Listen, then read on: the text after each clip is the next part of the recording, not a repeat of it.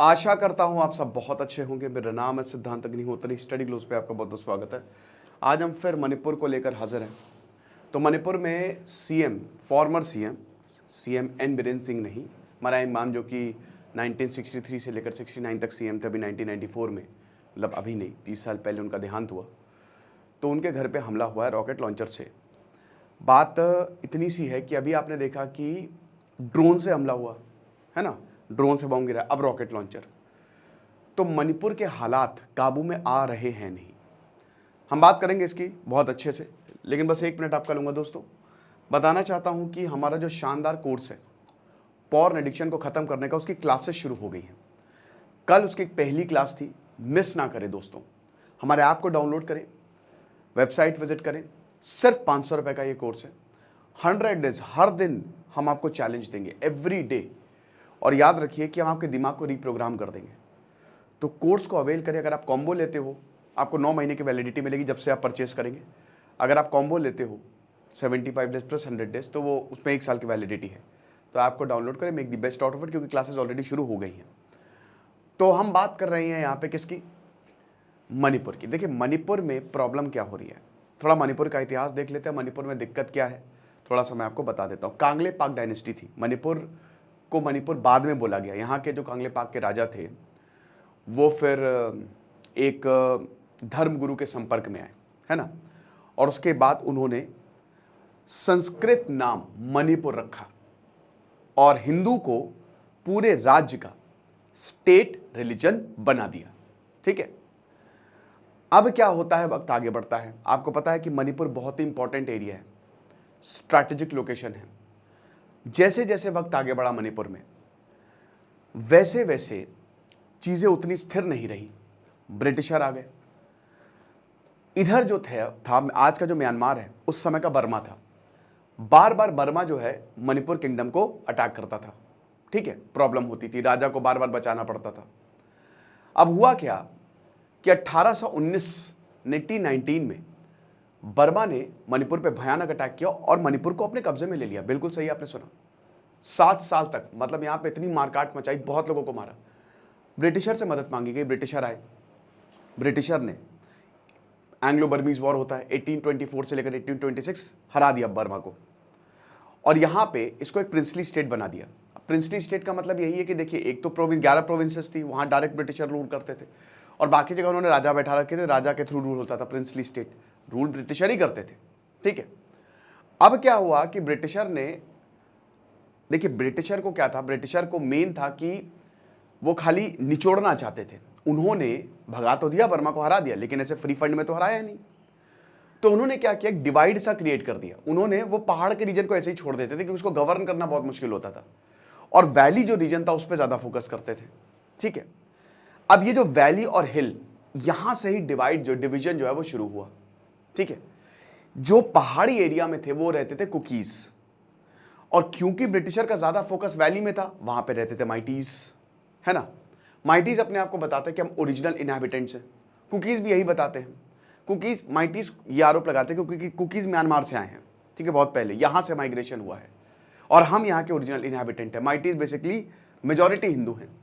ठीक है, इसी दौरान कुकीज, देखिए भाई, देखिए क्या हुआ ना कि ये कभी शांत तो रहेगा नहीं।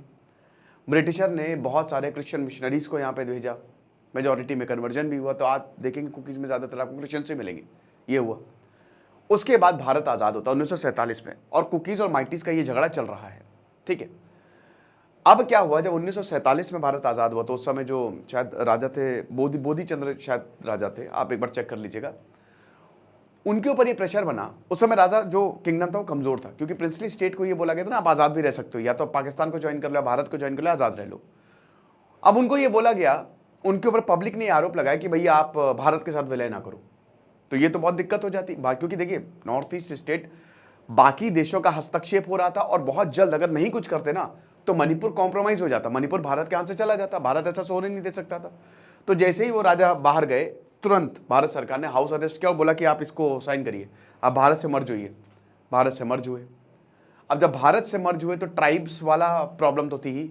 बेसिकली यहाँ पे नागाज भी हैं, नागास, कुकीज और माइटीज, और तीनों ही आपस में अपने हक के लिए लड़ते रहते हैं, अपने कल्चर को प्रिजर्व करना चाहते हैं। ठीक है, अब क्या हुआ और वक्त आगे बढ़ा तो हम ये देखते हैं कि जो यहाँ पे ट्राइब्स हैं, ठीक है, माइटीज, नागाज और कुकीज को यहाँ पे एसटी स्टेटस मिल गया। पहले से ही था, माइटीज को भी एसटी स्टेटस था, लेकिन 1940s के बाद में, मतलब जब भारत आजाद हो, ये एसटी स्टेटस छीन लिया गया माइटीज को। बड़ी दिक्कत हो गई, क्या करें। अब क्या है कि जब यहां पे दिमाग खराब हुआ, क्योंकि 1956 आते आते मणिपुर को एक यूनियन टेरिटरी बना दिया गया था और 1972 में मणिपुर को एक पूरा स्टेट बना दिया गया था, एक राज्य बना दिया गया था। लेकिन इससे पहले दिमाग खराब होने लगा कि हर किसी ने अपनी अपनी आर्मी बना ली। कुकीज ने अपनी आर्मी बना ली, KNA है ना, माइटीज की अपनी, माइटीज का तो वैसे नहीं था उन्होंने, लेकिन बाकी जो नागाज है उन्होंने अपनी आर्मी बना ली। तो ऐसे बहुत सारे इंसर्जेंट ग्रुप खड़े हो गए। इन सब ने, सारे ग्रुप की अपनी आर्मी हो गई, जो एक दूसरे से तो लड़ती थी, भारत के खिलाफ भी लड़ती थी। और 1980s में ये इंसर्जेंसी अपने उफान पर, पूरे नॉर्थ ईस्ट में इंसर्जेंसी उफान पर, एक एक करके नॉर्थ ईस्ट में फिर राज्यों को दर्जा दिया गया। उसके बाद फिर भारत सरकार इन सबके साथ बैठी। मनमोहन सिंह की सरकार में 2008 के करीब जो है एक SOS साइन किया था, ठीक है ना, जो 25 ग्रुप्स हैं, जो 25 इंसर्जेंट ग्रुप्स हैं, जिसमें ज्यादातर कुकीज हैं, उनसे बोला था कि आप भारत के खिलाफ हथियार नहीं उठाएंगे, भारत के खिलाफ आप बिल्कुल हथियार नहीं उठाएंगे, अपने हथियार जो है वो आप जमा करवा दीजिए और बाकी आपको जो चाहिए हम देंगे। तो कुकीज मानकर उसको लगातार एक्सटेंड किया जा रहा था, 2023 तक एक्सटेंड हुआ है। ज्यादातर यहाँ पे कांग्रेस रही है या फिर ट्राइब्स का ही यहाँ पे दबदबा रहा है। 60 मणिपुर में सीटें हैं।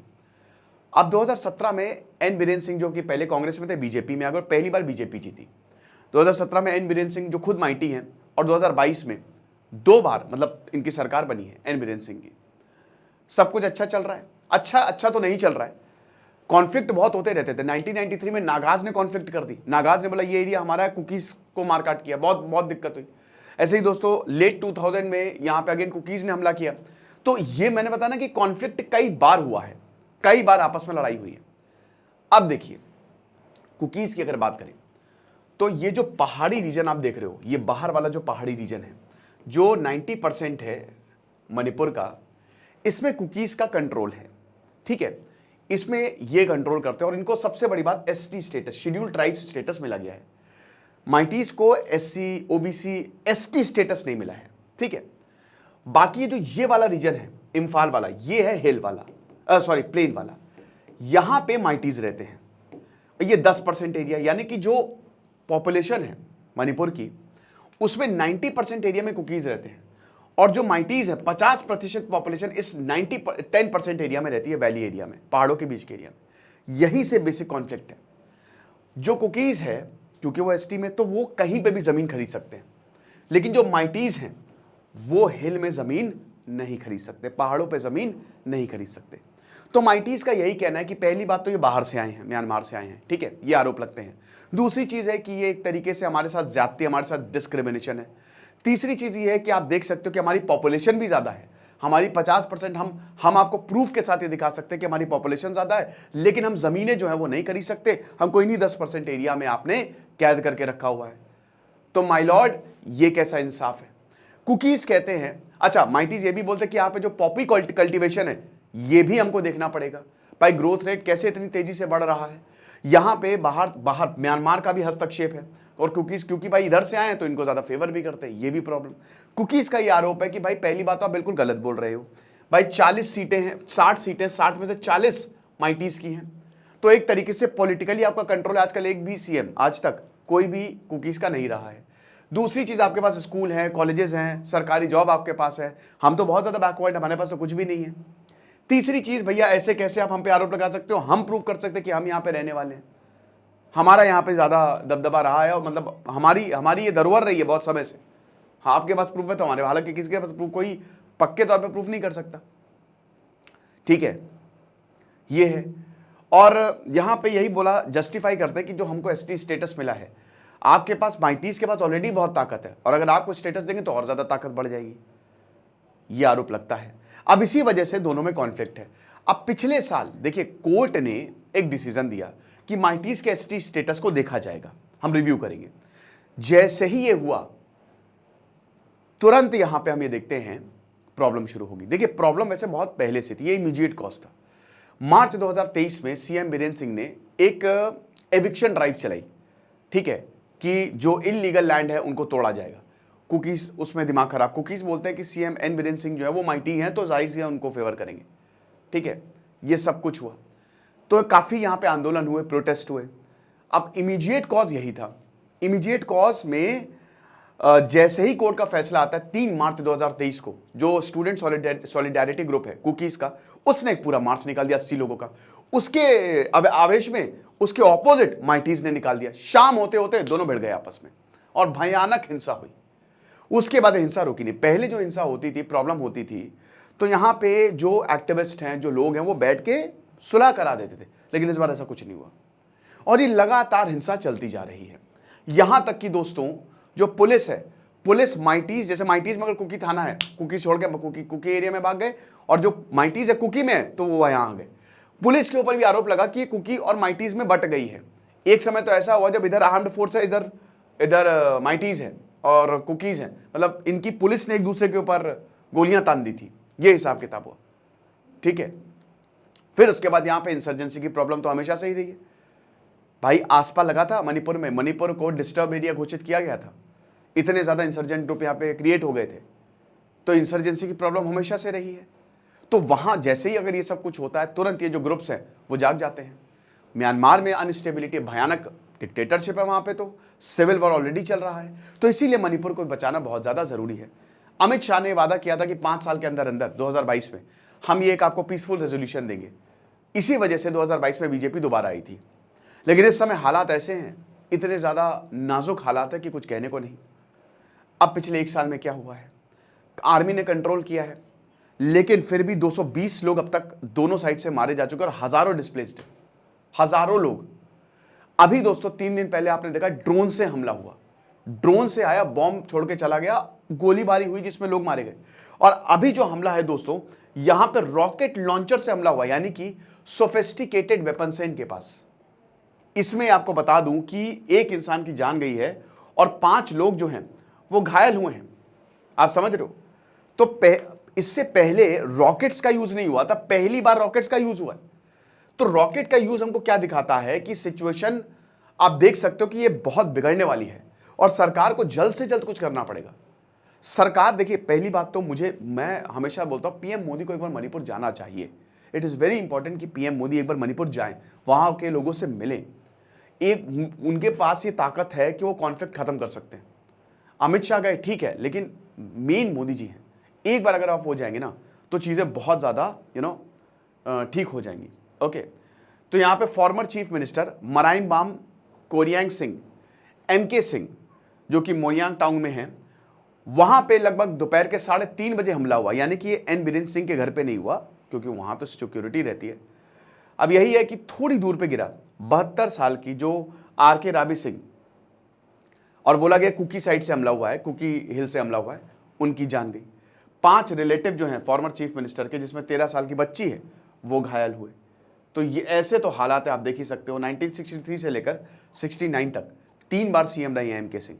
ओके, तो ये चीज है। अब देखिए जो यहां पे अथॉरिटीज हैं वो बोल रही हैं कि देखिए मिलिटेंट्स जो हैं वो ऐसा नहीं कि उनको रॉकेट लॉन्चर दिया गया, वो रॉकेट बना रहे हैं, वो यहां से खुद से बना रहे हैं और ये होममेड रॉकेट है, ठीक है ना, ये मतलब खुद से ही यहां पे बन रहा है। तो यही है। अब इसको रोकेंगे कैसे, बता रहे कि सिक्योरिटी फोर्सेस हाई अलर्ट पे है और जो भी वैली डिस्ट्रिक्ट में जो एरियाज है जहां पे ऐसी घटनाएं हो सकती है, वहां पे हमने पुलिस को तैनात किया गया है। बिष्णुपुर जो एरिया जो कि चूरन चंद्रपुर से बॉर्डर करता है, और इम्फाल वेस्ट कंगोकपी डिस्ट्रिक्ट जो है उस वहाँ पे हमने यहाँ पे सिक्योरिटी जो है बढ़ाई है। और सेंट्रल ने जो केंद्र है उसने एक कमेटी बनाई है टॉप ऑफिसर्स की, जिसमें पुलिस, आर्मी और पैरामिलिट्री फोर्स है, ताकि ये जो ड्रोन्स है, मतलब ये आखिरकार हथियार आ कहाँ से रहे, कहाँ से इतना सपोर्ट मिल रहा है, इसके ऊपर भी ज़रा ध्यान दिया जाए, ठीक है।